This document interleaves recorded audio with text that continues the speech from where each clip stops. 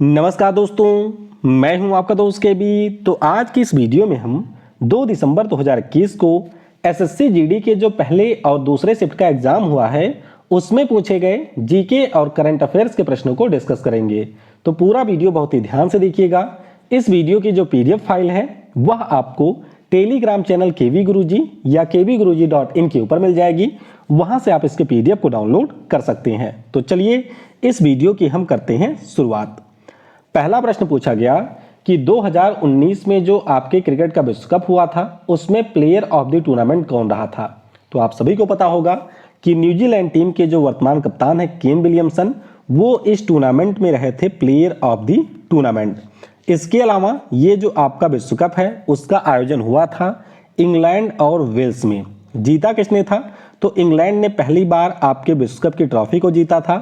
जो फाइनल मुकाबला हुआ था उसमें इन्होंने न्यूजीलैंड को हराया था और फाइनल मुकाबले में मैन ऑफ द मैच रहे थे बेन स्टोक्स। तो ये आपको ध्यान रखना है। अच्छा, सबसे ज्यादा रन किसने बनाया? तो वो हमारे भारत के रोहित शर्मा ने बनाया था और सबसे ज्यादा विकेट यहां पर लिया था मिचेल स्टार्क ने। अगला प्रश्न पूछा गया कि नूरजहां के जो अब्बा जान थे यानी कि जो इनके पापा थे मिर्जा घियास बेग, इनका मकबरा आपको कहां पर देखने को मिलेगा? तो बिल्कुल यमुना नदी के किनारे आपको आगरा में ये जो मकबरा है वह देखने को मिल जाएगा। इसे हम लोग बेबी ताज या बच्चा ताज के रूप में भी जानते हैं। सर्च करेंगे अगर आप तो ये आपके ताजमहल के प्रकार से ही बना है। तो 1622 से 28 के बीच में नूरजहां ने अपने पिता का मकबरे का निर्माण करवाया था। तो ये आपको ध्यान रखना है। और नूरजहां की बात करें तो ये थी जहांगीर की पत्नी। अगला प्रश्न पूछा गया कि पीएसएलवी का पूरा नाम क्या है। आपको पता होगा कि हमारे यहाँ पर लॉन्च करने के लिए जो रॉकेट होते हैं उन्हीं में एक टाइप होता है पीएसएलवी का, और इसका पूरा नाम होता है पोलर सैटेलाइट लॉन्च व्हीकल। क्या होता है? Polar satellite launch vehicle. तो जब हमें लो अर्थ ऑर्बिट में कोई सैटेलाइट वगैरह लॉन्च करना होता है तो उस समय हम पीएसएलवी का यूज करते हैं। और यहीं पर जान लेते हैं जीएसएलवी के बारे में। तो जब आपको जियो सिंक्रोनस ऑर्बिट में किसी सैटेलाइट या मिशन को भेजना होता है तो उस समय हम जीएसएलवी का यूज करते हैं। इसका पूरा नाम होता है जियो सिंक्रोनस सैटेलाइट लॉन्च व्हीकल। तो ये भी आपको ध्यान रखना है। फिर एक प्रश्न पूछा गया कि भीमा देवी का जो मंदिर है ये आपको कौन से राज्य में देखने को मिलेगा। तो भीमा देवी के मंदिर की बात करें तो ये स्थित है हरियाणा के पिंजौर में। जिस प्रकार से आपने मध्य प्रदेश में खजुराहो के मंदिर देखे होंगे जिसके ऊपर आपको कामुक तस्वीरें देखने को मिलती हैं, कुछ इसी प्रकार की तस्वीरें आपको यहाँ पर भी मिलेंगी। और ये हमारे भगवान शिव का मंदिर है। इसका निर्माण राजा रामदेव जी के द्वारा करवाया गया था। तो ये आपको ध्यान रखना है भीमा देवी मंदिर के बारे में। वीडियो में हम लोग आगे बढ़ें उससे पहले मैं आपको बता दूं कि इस संडे यानी कि 5 दिसंबर को एसएससी का कॉम्बैट होने वाला है दिन में 12 बजे। तो ये बिल्कुल फ्री टेस्ट होगा। आपको पिन कमेंट में एक लिंक मिलेगी, उस पर आप लोग क्लिक करके इस टेस्ट में एनरोल कर सकते हैं और संडे के दिन 12 बजे इसमें पार्टिसिपेट कर सकते हैं। बिल्कुल एसएससी के पैटर्न पर यहाँ पर आपको 40 मिनट में 30 प्रश्न हल करने होंगे। और अगर आपकी रैंक यहाँ पर 1000 तक आती है तो आपको अनअकैडमी की तरफ से यहाँ पर सब्सक्रिप्शन के ऊपर स्कॉलरशिप दिया जाएगा। तो अगर आप इनमें से किसी का भी लाभ उठाना चाहते हैं तो पिन कमेंट में आपको 2 लिंक मिलेगी। 10 बजे आप लोग बैंक का टेस्ट दे सकते हैं और 12 बजे आप एसएससी का दे सकते हैं। बिल्कुल फ्री है, यहाँ पर आपको कुछ भी पे करने की जरूरत नहीं है। तो आप लोग नीचे लिंक पर क्लिक करके इसमें एनरोल जरूर कर लें। अनअकैडमी पर मेरी क्लास भी होती है। तो अगर आपको आने वाले समय में ग्रुप डी वगैरह का एग्जाम देना है तो इन क्लासेज को आप लोग ज्वाइन कर सकते हैं। सारी लाइव क्लासेज होती हैं, यहाँ पर आपको टेस्ट देने का मौका भी मिलता है। और अगर आपको अनअकैडमी का कोई सब्सक्रिप्शन परचेज करना है या आपके किसी भी प्रकार की कोई डाउट वगैरह होते हैं तो आप मुझसे इस नंबर के ऊपर कांटेक्ट कर सकते हैं। अनअकैडमी के किसी सब्सक्रिप्शन पर आप 25 से 30% का डिस्काउंट भी अवेल कर सकते हैं। अगला प्रश्न पूछा गया कि भारतीय जनता पार्टी की स्थापना कब हुई थी। तो भैया ये पहले भी आ चुका है। भारतीय जनता पार्टी की जो स्थापना है ये 6 अप्रैल 1980 को हुई थी। संस्थापक की बात करें तो हमारे जो अटल बिहारी वाजपेयी जी थे उन्होंने लाल कृष्ण आडवाणी के साथ में मिलकर के इसको स्थापित किया था। कई बार ये भी पूछा जाता है कि इसका जो मतलब मूल पार्टी है उसका नाम क्या है। तो उसका नाम था जनसंघ, जिसको श्यामा प्रसाद मुखर्जी जी ने 1951 में स्थापित किया था। अगला प्रश्न पूछा गया था कि वर्ष 2021 तक केरल के राज्यपाल कौन थे। तो इस समय आपके आरिफ मोहम्मद खान केरल राज्य के राज्यपाल हैं और पिनरई विजयन यहाँ के हैं सीएम। अगला प्रश्न पूछा गया था कि राजा आम्भी किस वंश के शासक थे। तो राजा आम्भी की बात करते हैं तो जो आपने कांधार का नाम सुना है, गंधार के ये आपके थे शासक। 331 से 305 बीसी तक इन्होंने शासन किया था और गांधार की उस समय जो राजधानी थी इसका नाम था तक्षशिला। तो ध्यान रखिएगा, राजा आम्भी गांधार के शासक थे। अगला प्रश्न पूछा गया कि भूमध्य सागर कौन से महासागर का हिस्सा है।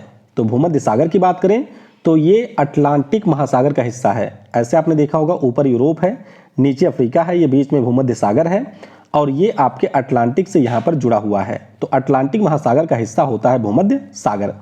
फिर एक प्रश्न पूछा गया कि अकबर के दरबार में जो नवरत्न थे इनमें से किसका नाम महेश दास था। तो आप सभी को पता होगा कि जो बीरबल थे उनका नाम था महेश दास। नवरत्नों की बात करें तो बीरबल हो गए, मियाँ तानसेन, अबुल फजल, फैजी, राजा मानसिंह, राजा टोडरमल, मुल्ला दो प्याजा, फकीर अजीउद्दीन, अब्दुल रहीम खान ए खाना। तो ये हमारे अकबर के दौरान के नवरत्न थे।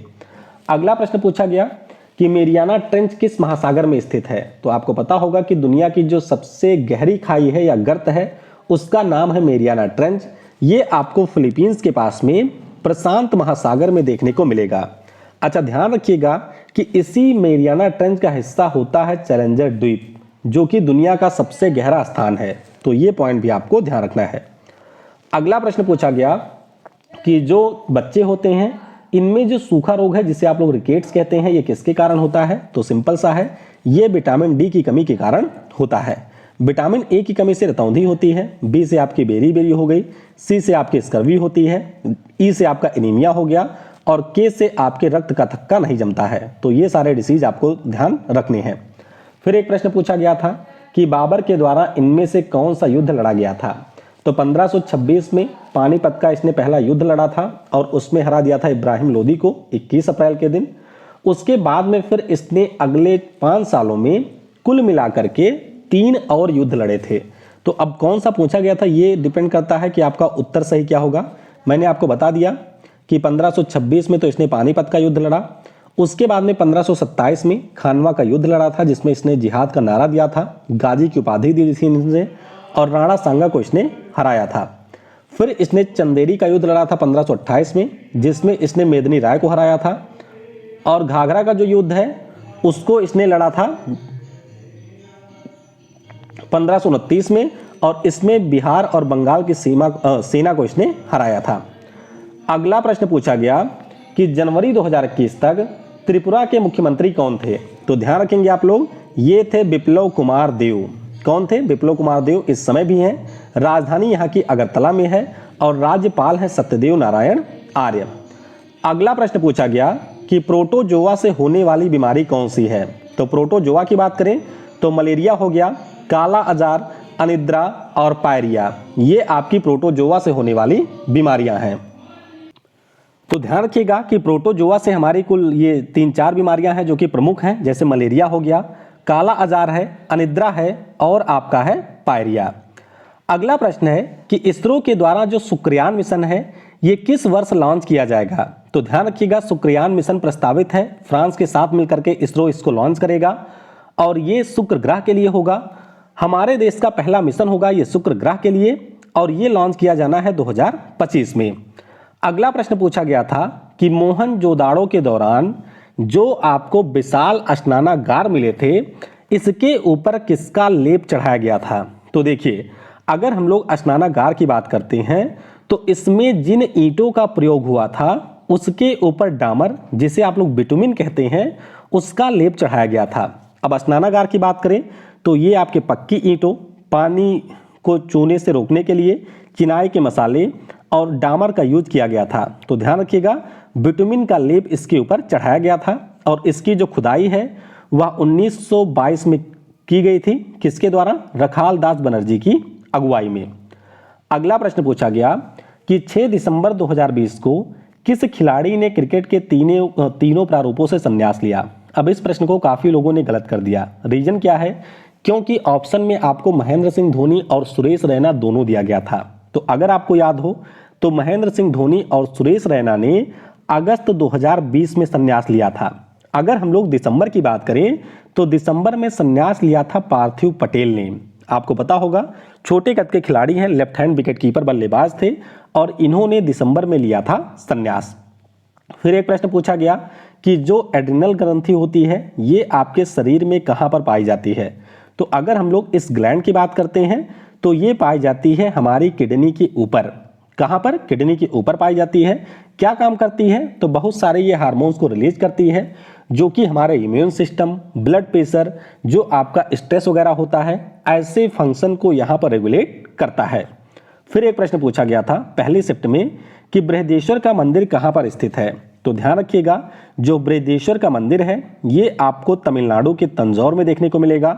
जो हमारे चोला समूह के स्मारक हैं उनका ये हिस्सा है और 1010 एडी में राजा चोला प्रथम के द्वारा इसका निर्माण करवाया गया था। अगला प्रश्न पूछा गया कि इनमें से कौन शतरंज का खिलाड़ी है।